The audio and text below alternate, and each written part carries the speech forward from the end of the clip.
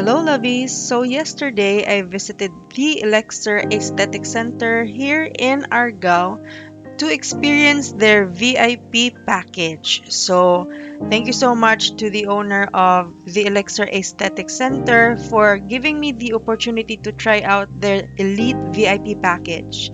So for the first experience or the first service that I'll be experiencing today is will be the facial. So kana cleanse ang akong face with their cleanser, and then they also steamed it, and they also pricked my nose, giprick ang mga whiteheads, and kana inyong gitan out karon kay vacuum na siya.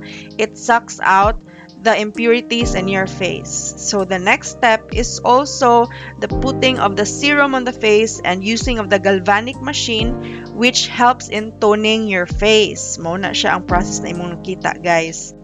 So according to the Giselle, 1,499 pesos daw ang kaning tibuok package for the facial if per session.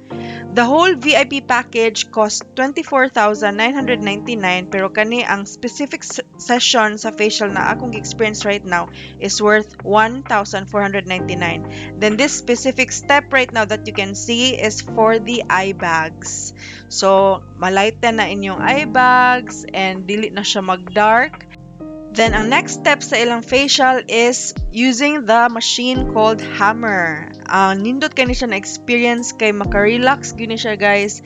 And it's really cold on the face. So, this step is to close the pores na after cleaning it and after opening it to get all the blemishes, i-close na dayon siya through the hammer. Then, the last step is the high frequency or radio frequency or RF na para gihapon sa inyuhang face. So I hope you enjoyed this video.